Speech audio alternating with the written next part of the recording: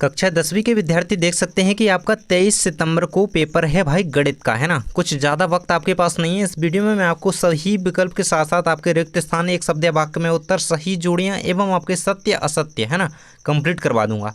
तो बिल्कुल इस वीडियो से हम जो है ओटी से फ्री हो जाएंगे। मैं गारंटी दे रहा हूँ कि इस वीडियो को देखने के बाद आपको अन्य कोई वीडियो देखने की ज़रूरत नहीं है। जो ये फेक पेपर के वीडियो हैं वो आपको तो बिल्कुल ही नहीं देखना है भाई। केवल ये क्वेश्चन कंप्लीट कर लिए ना, क्योंकि मैंने संस्कृत में जो तैयारी करवाई थी विज्ञान में, भाई बिल्कुल एज इट इज क्वेश्चन पूछे गए हैं और इतने सारे क्वेश्चन है ना, इनमें से बाहर नहीं जाएगा। वही क्वेश्चन है जो सिलेबस पर आधारित क्वेश्चन है, तो बिल्कुल बाहर नहीं जाएगा। पूरा वीडियो आपको देखना है। और आपका अगला वीडियो आपका वन शॉट वीडियो डल चुका है जिसमें आपके, है ना, सभी ये सही विकल्प तो रहेंगे ही उसमें, मतलब आपके ऑब्जेक्टिव भी उसमें होंगे और आपके उसमें सब्जेक्टिव क्वेश्चन भी होंगे, यानी कि आपके 2 नंबर के, 3 नंबर के, 4 नंबर के सारे क्वेश्चन रहेंगे, है ना। तो ये पूरा पीडीएफ इसी से भरा पड़ा है, सबके आंसर हैं, है ना। इनके आंसर मैं अलग से दिखाया हूँ, है ना। ये पीडीएफ आपको लेना है तो नीचे डिस्क्रिप्शन में परचेस लिंक दी गई है, आप पूरा पीडीएफ इसको खरीद सकते हैं, है ना। आपके आगे भी इसे काम आएगा आपको, है ना, अगली परीक्षाओं के लिए भी, है ना। चलिए स्टार्ट करते हैं एक एक करके। सभी क्वेश्चन के आंसर के साथ बताऊंगा, बिल्कुल से यहाँ पे याद करते जाना है। वीडियो को आप 2x स्पीड में देखिए, लेकिन सभी क्वेश्चन को कंप्लीट करके जाना है भाई, क्योंकि आपको एक अच्छे अंक अचीव करना है, क्योंकि आप बोर्ड देने वाले हैं भाई। आपको बोर्ड एग्जाम देना है आगे। अभी तो ठीक है, कोई बात नहीं, नंबर नहीं आएंगे तो कोई नहीं, लेकिन अभी से ही तैयारी शुरू होती है, इसलिए आपको वीडियो को फुल देखना है और सभी क्वेश्चन को ध्यान से सुनना है, हर एक क्वेश्चन को, है ना। पहला क्वेश्चन आपका दिया गया है, देखिए सही विकल्प रूप में है। 96 और 404 का HCF होगा, है ना। इसका क्वेश्चन अगर इस रूप में आता है, देखिए आपको HCF निकालना सीख लेना है, तभी आप ये कर पाएंगे, है ना। तो ये आपका 4 आंसर इसका रहेगा, है ना। मैं जल्दी जल्दी आंसर बताते जाऊंगा ताकि ज़्यादा वीडियो लंबा ना हो। देख सकते हैं यहाँ पे अगला क्वेश्चन आपका है, यदि द्विघात बहुपद ax² + bx + cx² c² के शून्य अल्फा और बीटा हो, है ना, तो अल्फा इंटू बीटा, है ना, अल्फा इंटू बीटा ये क्या होता है, अल्फा इंटू बीटा बराबर क्या होता है, तो c/a होता है। ये इनका जो है गुणनफल होता है ना, शून्यकों का, है ना, गुणनफल। तो यही आपका आंसर रहेगा, ये आपको आंसर में लगा लेना भाई। अगला क्वेश्चन आपका दिया गया है भाई, नेक्स्ट है आपका a1/a2 बराबर नहीं b1/b2, है ना। ये मैंने बिल्कुल से कंप्लीट करवाया है पिछली वीडियो में। ये क्वेश्चन आना ही है इससे, 100% मुझसे लिख के ले लो कि इससे क्वेश्चन आएगा ही आएगा, है ना। ये देखिए, तो a1/a2 बराबर नहीं b1/b2, तो रेखिक समीकरण युग्म a1x + b1y + c1 बराबर 0 तथा a2x + b2y, है ना, बराबर 0 का क्या हल होगा, तो एक अद्वितीय हल होगा, क्योंकि यहाँ पे देखिए रेखाएं प्रतिच्छेद करेंगी, क्योंकि ये स्थिति क्या बन रही है, a1/a2 बराबर बराबर नहीं b1/b2, तो यहाँ पे रेखाएं प्रतिच्छेद करेंगी और क्या होंगे, एक अद्वितीय हल होगा। ये आपका आंसर रहेगा भाई। अगला क्वेश्चन आपका दिया गया है, द्विघात समीकरण ax² + bx + c का विविक्तकर होगा, तो विविक्तकर का सूत्र भाई सभी को पता है, d बराबर b² - 4ac, है ना। यही आपका आंसर है, बहुत इंपॉर्टेंट है। इससे भाई आपके जो है सवाल भी इस चैप्टर के, जो है आपके द्विघात समीकरण वाला जो चैप्टर है उसके सॉल्व होते हैं, और ये आपको याद भी रखना है।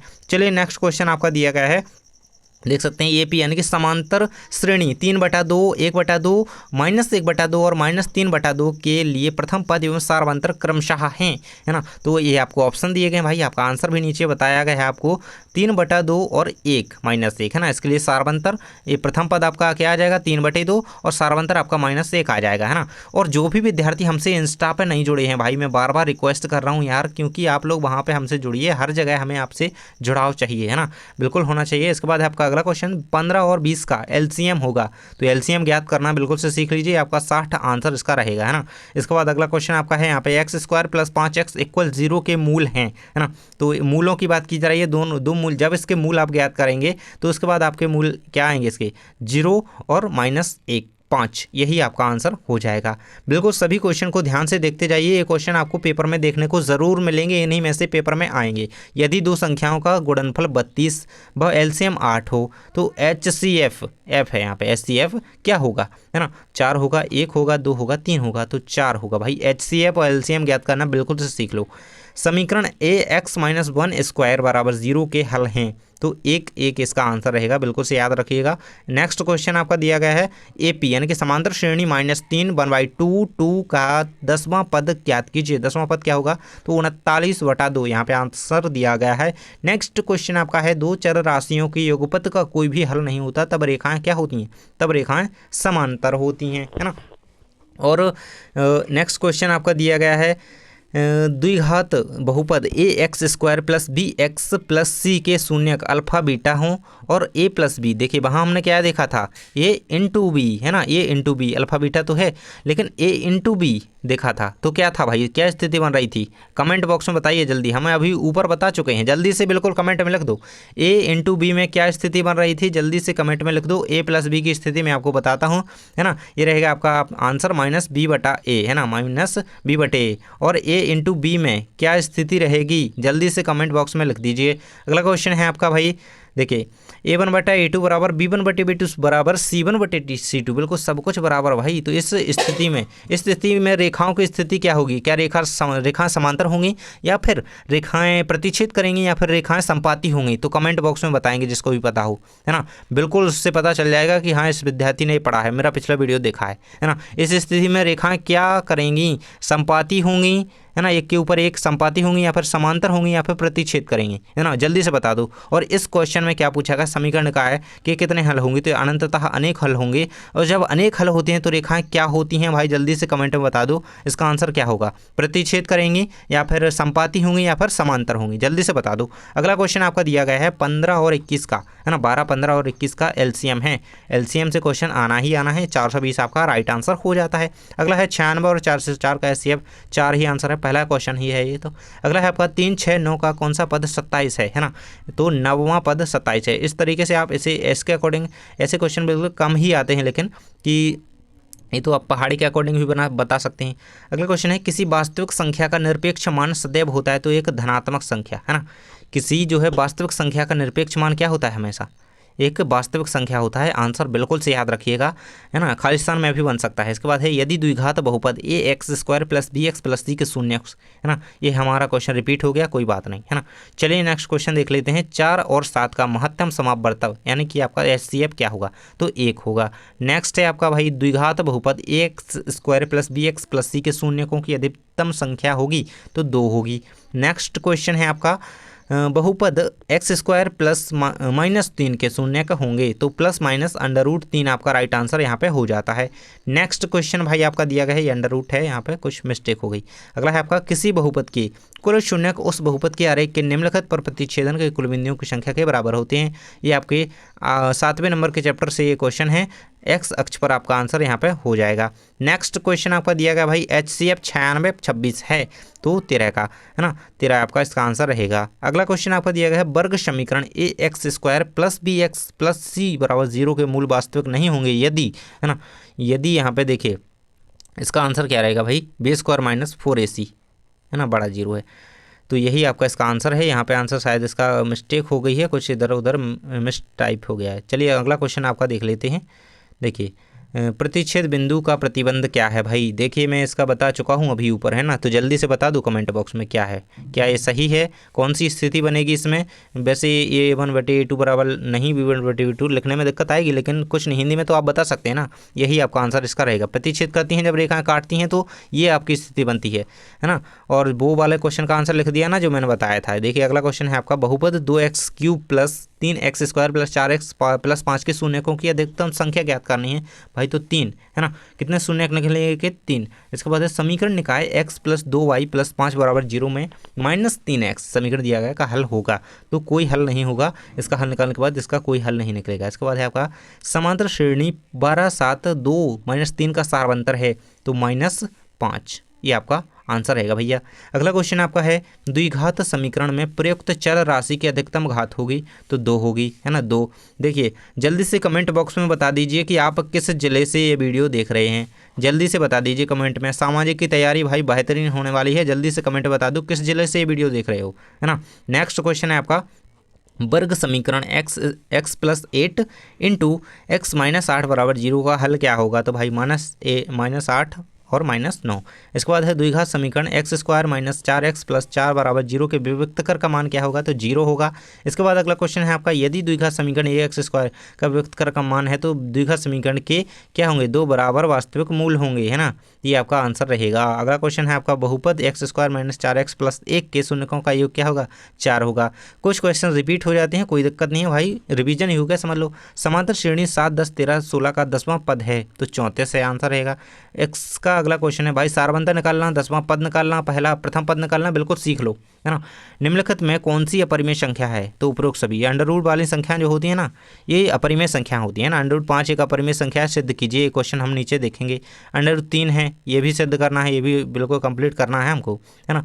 इसका आंसर क्या है आपका? बिंदुओं 0, 5 और -5 0 के बीच की दूरी है, ये क्या रहेगी आपकी? 5 अंडर रूट 2, है ना। यहाँ पे आंसर आपका दिया गया है। नेक्स्ट क्वेश्चन है आपका, समरूपता के लिए आवश्यक प्रतिबंध क्या है? तो कोण समरूपता, कोण भुजा कोण समरूपता, कोण समरूपता, उपर्युक्त सभी। बिल्कुल ये हमारी जो है इसके लिए ये जो त्रिभुज की समरूपता के लिए प्रतिबंध बताए गए हैं, कसौटियाँ कहें तो, है ना, एक तरीके से। तो बिल्कुल ये एस हो गई, है ना, एस हो गई, या फिर ए जो है हमारी, है ना, एंगल समरूपता। तो ये बिल्कुल से ये तीनों हैं, तो बिल्कुल उपर्युक्त सभी इसका आंसर रहेगा। बिल्कुल याद कर लेना इनको, जिनकी कसौटियाँ दी गई हैं बुक में। समकोण त्रिभुज में सबसे बड़ी भुजा है, तो भाई कर्ण होती है ना। इस तरीके से समकोण त्रिभुज होता है। देखिए ये कर्ण जो भुजा है, ये सबसे बड़ी भुजा है। यहाँ पे देख सकते हैं, कर्ण आपका आंसर हो जाएगा, है ना। और देखिए ये तो जैसे मैंने बता दिया कि ये कर्ण है, और इस भुजा को क्या कहते हैं भाई? ये क्या है? ये कर्ण है और ये आधार है। इस भुजा का नाम जल्दी से कमेंट बॉक्स में लिख दो। ये कौन सी भुजा है, इसको जल्दी से कमेंट बॉक्स में लिख दो भाई, है ना। मेरे को पता चल जाएगा, विद्यार्थी को पता है। समबाहु त्रिभुज के प्रत्येक कोण का मान होता है तो 60 डिग्री होता है। इसके बाद नेक्स्ट क्वेश्चन आपका दिया गया है। अभी हमारे सही विकल्प ही चल रहे हैं, नीचे और को सारे क्वेश्चन है भाई, तो बिल्कुल से बने रहिएगा, है ना। देखिए द्विघात समीकरण बराबर नहीं 0 के भिन्न वास्तविक मूल होंगे, है ना। देखिए यहाँ पे ये मिस्टेक हो गई, चलिए कोई दिक्कत नहीं। तो इसका आंसर आपका दिया गया है b² - 4ac बराबर 0, यही आपका आंसर यहाँ पे हो जाएगा। नेक्स्ट क्वेश्चन है, यदि a1 बटे a2 बराबर नहीं b1 बटे b2 तो रेखा क्या होंगी? प्रतिच्छेद करेंगे। मैं 10 बार बता चुका हूँ ये लगभग, है ना। और जब देखिए a1 बटे a2 बराबर b1 बटे b2 बराबर c1 बटे c2, मतलब जब तीनों बराबर हों तो रेखाएं क्या होंगी? कमेंट बॉक्स में बताओ, है ना। तब रेखाएं क्या करेंगी? तो बिल्कुल से कमेंट में बता दो, पता तो चले कि पता है कि नहीं। समांतर श्रेणी 6, 9, 12, 15, 6, 9, 12, 15 सावंतर है का प्रथम पद तथा सावंतर क्या है ना। मतलब ये श्रेणी दी गई, इसका प्रथम पद और सारवंतर ज्ञात करना है। तो 6 और 3, मतलब ये प्रथम पद जो है इसका 6 है और सावंतर इसका 3 निकल के आता है। नेक्स्ट क्वेश्चन भाई आपका दिया गया, द्विघात बहुपद ax² + bx + c के शून्यकों की अद्वितीय संख्या 2 होगी। अगला आपका क्वेश्चन दिया गया भाई, बस हमारे जो सही विकल्प हैं कंप्लीट होने ही वाले हैं, है ना। भुजा 8 सेंटीमीटर, 15 सेंटीमीटर, 17 सेंटीमीटर से निर्मित त्रिभुज होगा, है ना। तो समकोण त्रिभुज बनेगा, क्योंकि आप देखिए वैसे भी खींच के बना लीजिएगा, नहीं तो आप इस सॉल्यूशन करके निकाल सकते हैं। अगला है आपका समांतर श्रेणी 3, 1, -1, -3 का सारवंतर, यानी कि डी आपको ज्ञात करना है, तो 2 आपका आंसर यहाँ पे आ जाएगा, है ना। इसके बाद नेक्स्ट क्वेश्चन भाई आपका दिया गया है, बहुपद x² - 3 के शून्यक होंगे। तो भाई ये क्वेश्चन रिपीट हो गया, कोई दिक्कत नहीं, चलिए आगे बढ़ते हैं। अगला क्वेश्चन आपका दिया गया है, ये का द्वितीय, ये भी क्वेश्चन शायद रिपीट हो चुका है। चलिए नेक्स्ट क्वेश्चन देख लेते हैं। 4 और 7 का एसटीएफ पे 1 होगा। चलिए नेक्स्ट क्वेश्चन देखिए, यहाँ से हमारे जो है रिक्त स्थान स्टार्ट होते हैं भैया, है ना। अभी तक वीडियो को लाइक नहीं किया ना, तो लाइक कर दो, क्योंकि मुझे वीडियो बनाते ना पसीना निकल चुका है ना। बिल्कुल यहाँ पे ये पहला क्वेश्चन आपका क्या है, रिक्त स्थान में। बिल्कुल से ये क्वेश्चन याद करके रखना। पहला क्वेश्चन है, सभी वृत्त खाली स्थान होते हैं, तो सभी वृत्त क्या होते हैं? समरूप होते हैं। बिल्कुल से इसे याद ही रख लेना है, समरूप होते हैं। अगला क्वेश्चन है आपका, बिंदु 4, 5 खाली स्थान चतुर्थांश में स्थित होंगे। देखिए 4, 5 है ना, यहाँ पे माइनस वाली कोई स्थिति नहीं बन रही है, प्लस प्लस है दोनों, है ना।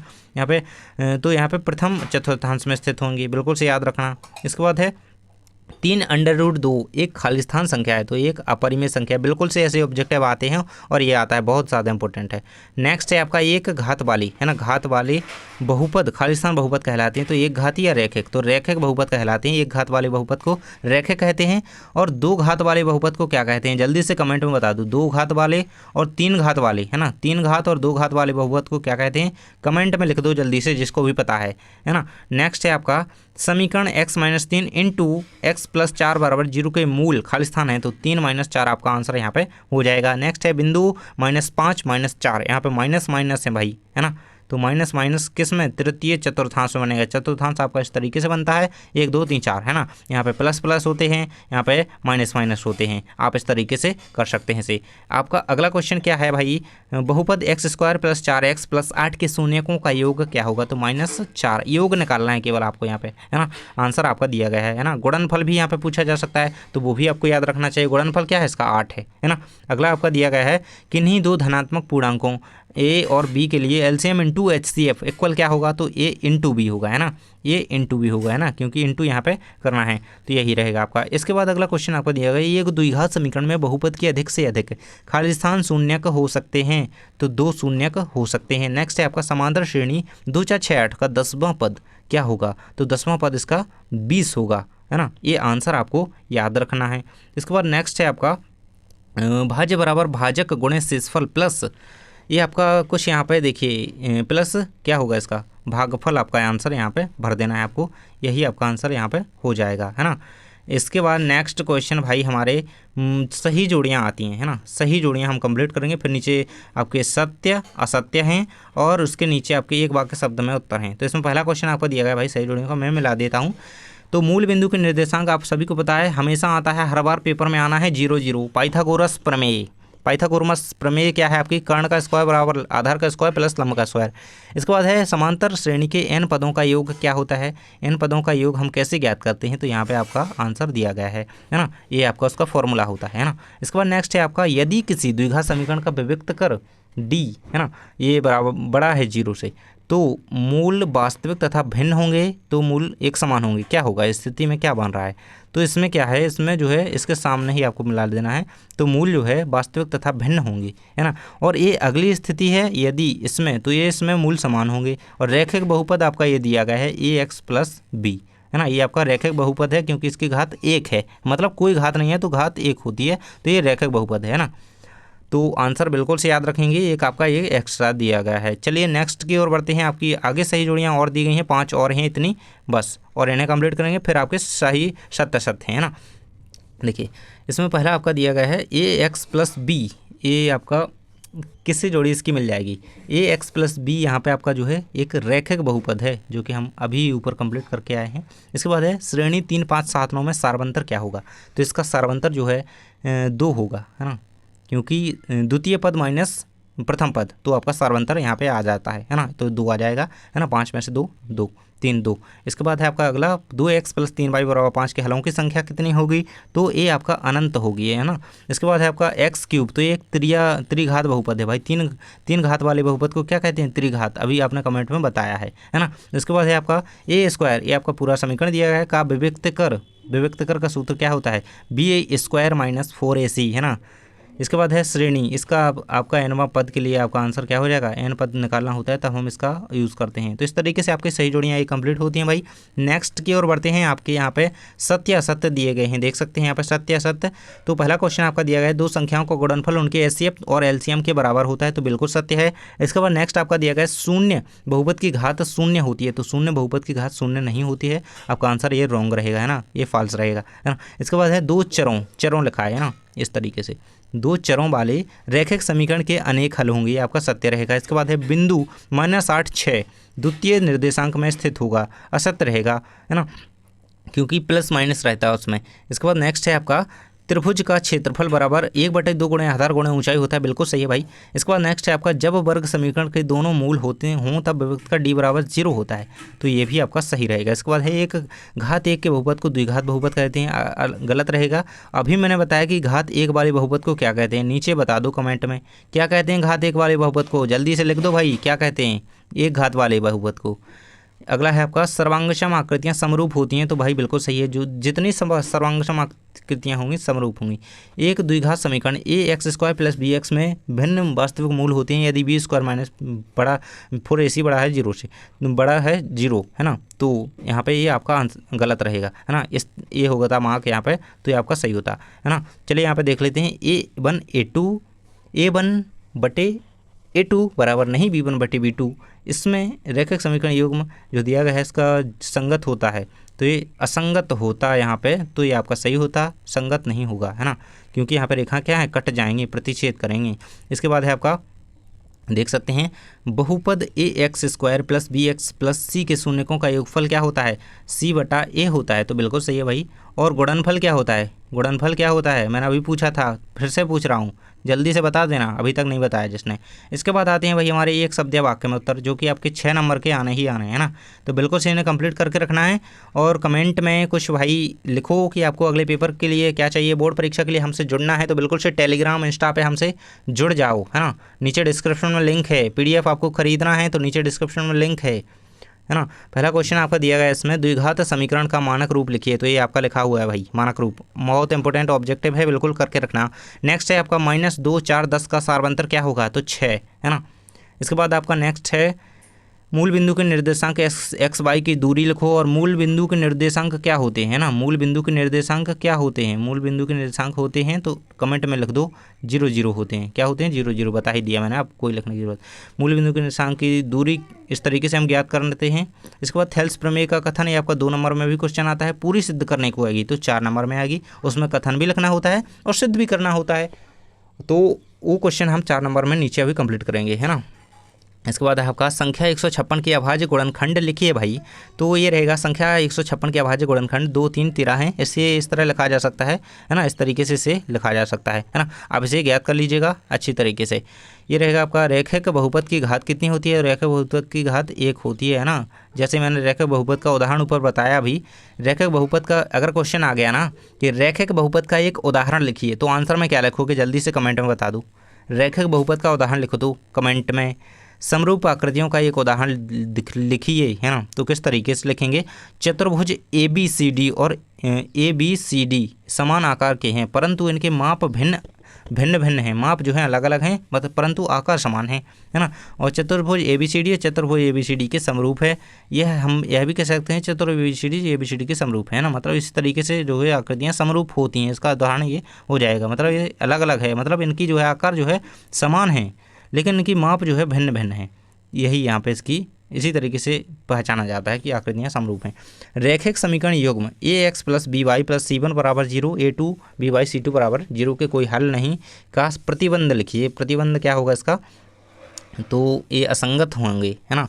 और वहाँ पर संगत था तो वो आपका असत्य था, और अगर असंगत होता तो वो बिल्कुल सत्य हो जाता आपका। A1/A2 बराबर नहीं B1/B2 में था ना, है ना। यही रहेगा। इसके बाद नेक्स्ट है आपका 2 आकृतियाँ जिनके आकार समान हो परंतु आवश्यक रूप से माप समान ना हो, तो वो क्या है, समरूप आकृतियाँ। अभी हमने ऊपर देखा है ना, जिसमें ABCD में हमने समझा है। तो ये आपका रहेगा 2 आकृतियाँ जिनके आकार समान हो लेकिन आकार में भिन्नता होने समरूप आकृतियाँ या सिमिलर फिगर्स कहते हैं ना। बिल्कुल से याद रखेंगे क्योंकि ऐसा भी क्वेश्चन आ सकता है कि समरूप आकृतियाँ किसे कहते हैं, 1 नंबर में क्वेश्चन पूछ सकते हैं, है ना। द्विघात समीकरण x² + x + 1 = 0 के विभक्त कर का मान लिखिए। तो ये आपका आंसर रहेगा, विभक्त कर -3 है ना, ये आपका आंसर रहेगा। इसके बाद नेक्स्ट है आपका समीकरण y = 3x + 5 में यदि y = 2 हो तो x का मान ज्ञात कीजिए। y का मान आपको दिया गया है 2 भरिए तो आपको x का मान जो है -1 प्राप्त हो जाएगा। ये आपका सॉल्यूशन यहाँ पे दिया गया है।